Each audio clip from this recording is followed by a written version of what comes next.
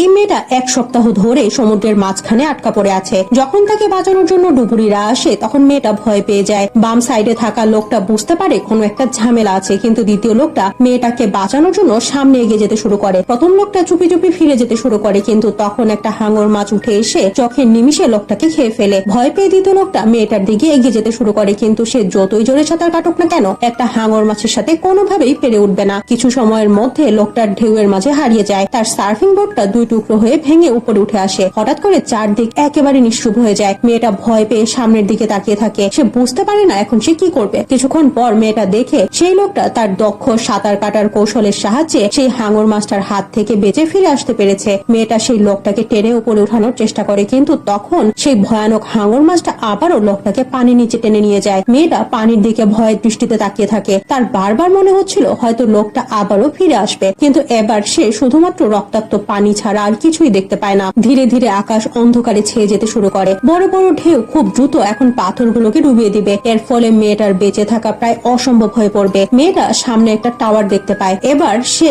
একটা সাহসী ডিসিশন নেয়। যখন হাঙর মাছটা মেয়েটার দিকে তেমন নজর দিচ্ছিল না, তখন সে সোজা সমুদ্রের পানিতে লাফিয়ে পড়ে। সে বিষাক্ত জেলিফিশদের মাঝখান দিয়ে সাঁতার কেটে সামনে এগিয়ে যেতে শুরু করে। জেলিফিশ গুলো মেয়েটার বিপদে যেন তার পাশে এসে দাঁড়িয়েছে। তারা লাইটের মতো জ্বলে উঠতে শুরু করে, কিন্তু কিছুক্ষণ পর মেয়েটা বুঝতে পারে জেলিফিশ গুলো তাকে সাহায্য করছে না, বরং তাকে আঁকড়ে ধরতে শুরু করেছে। মেয়েটা জেলিফিশের বিষের যন্ত্রণায় চিৎকার করে ওঠে, কিন্তু তার এখন এক মুহূর্ত দেরি করার কোনো উপায় নেই। সে পানির উপরে ভেসে উঠে তার শরীরের সব শক্তি দিয়ে সেই টাওয়ারটার দিকে এগিয়ে যেতে শুরু করে, কিন্তু হাঙর মাছটা তার পিছু ছাড়ে না। সৌভাগ্যবশত মেয়েটার টাওয়ারটা পর্যন্ত পৌঁছে যায়। হাঙর মাছটা মেয়েটার পিছু করতে করতে টাওয়ারটা পর্যন্ত চলে এসে টাওয়ারের সাথে ধাক্কা খায়। মেয়েটা সিঁড়ি বেয়ে উপরে উঠতে শুরু করে, কিন্তু তখন হঠাৎ করে জং ধরা সিঁড়িটার শেষ স্টেপ ভেঙে যায়। মেয়েটা সোজা শার্কের পিঠের উপরে পড়ে। মেয়েটার হাতে সেই লোহার রডটা ছিল যেটা সে হাঙরটার পিঠে ঢুকিয়ে দেয়।